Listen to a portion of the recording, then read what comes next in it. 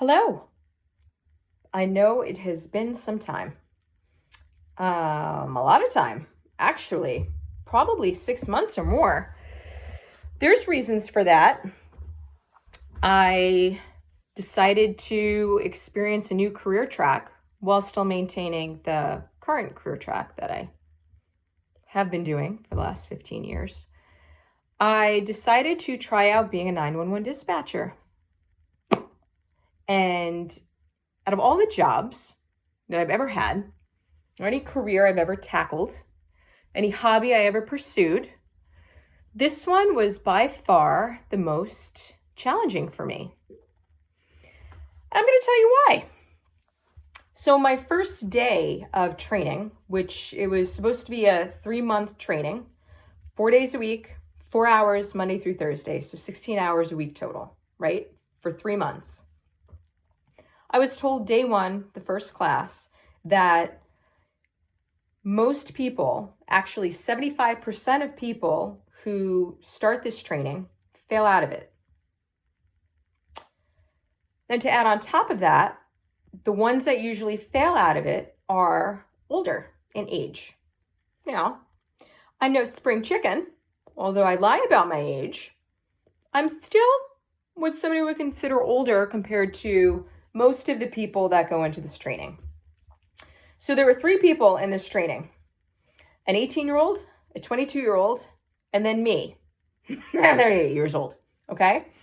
And day one, I was basically told that there's a likelihood that I'd fail out. So pretty discouraging going in. Now, old Laura would just take those odds and just run with it, knowing deep down I got this, right? But current Laura has recognized, especially over the last 3 months, that any kind of self-worth that I had in the past is completely gone, non-existent, like zero self-worth that I have currently, that I recognized was non-existent during this training. So I didn't look at those odds as like, ooh, this is a challenge. I looked at it as, oh, wow, I'm probably not going to make it. So I really didn't tell anybody that I was in this training. Well, this training was pretty intense. And it was intense because I haven't been in school in a long time. The last time I was really in like a school setting was when I did a 6-month EMT certification. And that was pretty intense, right? Like I studied every day. The classes were multiple times a week. But it was different because that was more leisurely, right? And I'm not going to say a lot of people fail out of that, but it's not as challenging from what I thought it was. 911 dispatcher is intense because you're not with the person, you're on the phone with them, and you don't see what's going on, you only hear it. And me being trained as a psychotherapist for the last 15 years, hearing what people say rocks my world. I'm a very empathetic person, and I always want to do what I need to do, but when you're a 911 dispatcher, it's really out of your control what they're going to end up doing on their end, and you don't even see it anyway. You just hear everything. And it's not black and white. It's not like you get to see them every week and continue on the progress with them. It's in that moment, they're going through probably one of the worst experiences of their lives, and they're relying on you to help them with that. Help them EMD the call, right? As well as dispatch it to the appropriate departments. It's a lot. So the first month was spent learning the 11 departments that this company that I was training for covers. And all 11 fire departments and districts have 11 different kinds of procedures that they follow. So you got to memorize all that, which is extremely different from when you memorize something and take a test on it, and then you actually put it into play when somebody's screaming in your ear that they were in a car accident, or somebody's not breathing, or you name it, we've heard it, right? Long story short, after having 2 breakdowns, like breakdowns where I went home after the class and just hysterically cried for hours on end, I somehow pulled through and made it off of training. And so now I'm a 911 dispatcher, part-time on the side.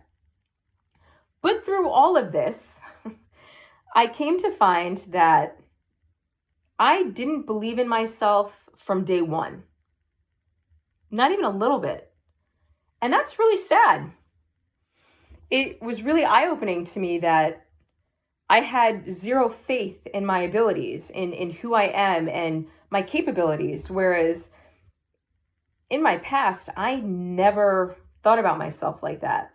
Yeah, sure. There were moments I had, low self-esteem. I didn't feel real pretty, or I was fluffier than I normally am, or, like this stuff is not the greatest, right? You can be self-conscious about that.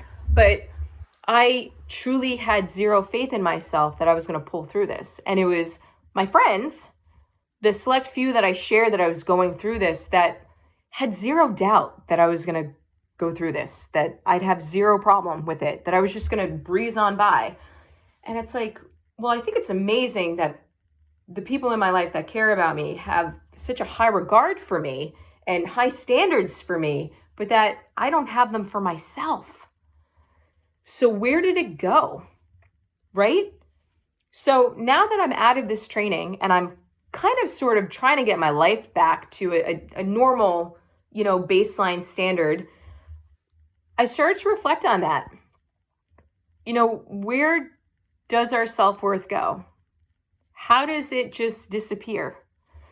And I started to recognize the fact that it wasn't just an overnight thing. It was a gradual thing. It was little happenings that occurred in my life that I internalized as my fault, or I'm not worthy, or I'm not desirable, or I'm not good enough, or I'm not pretty enough, or I'm not smart enough, right?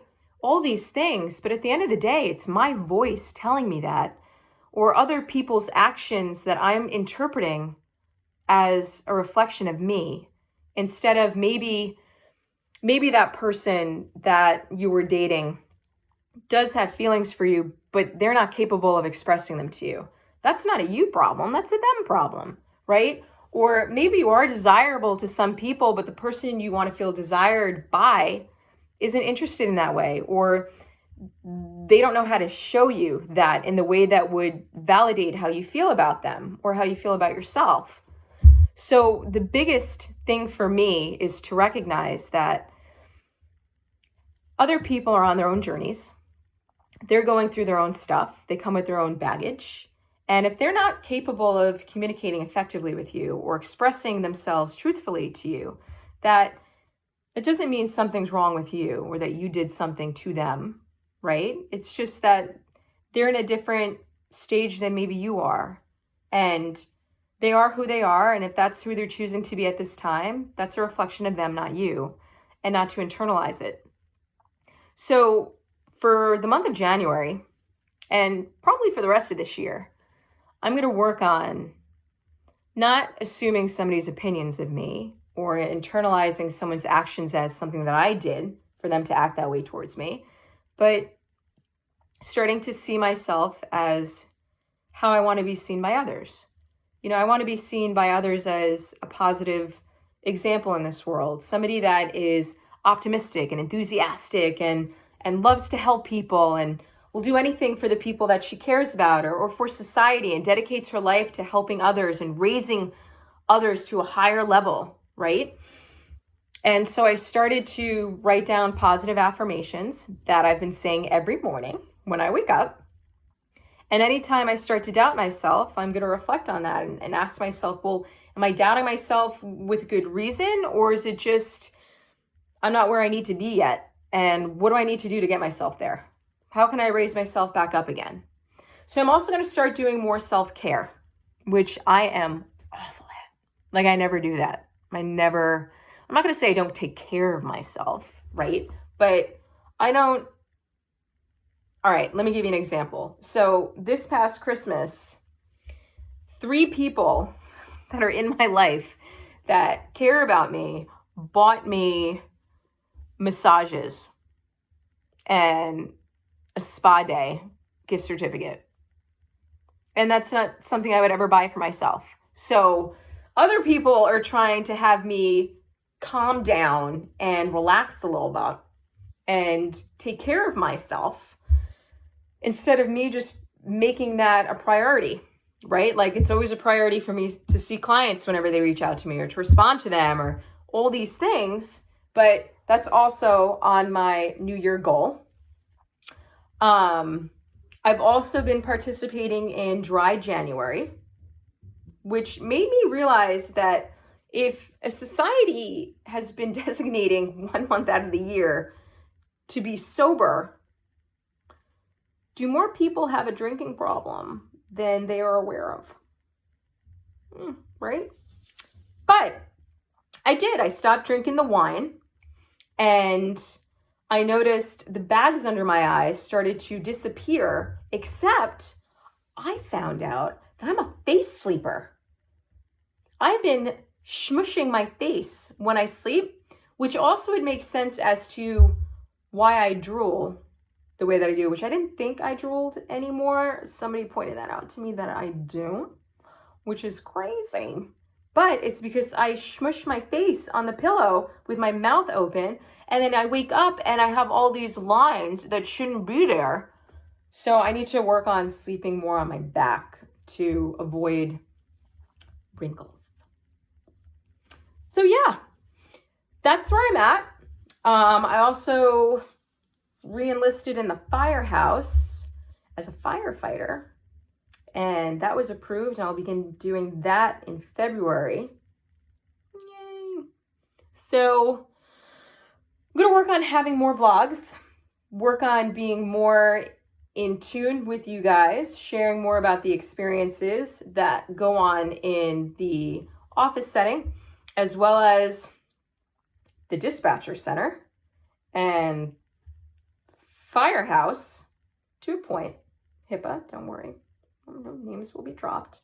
But happy 2024, and I hope you have a great rest of your day.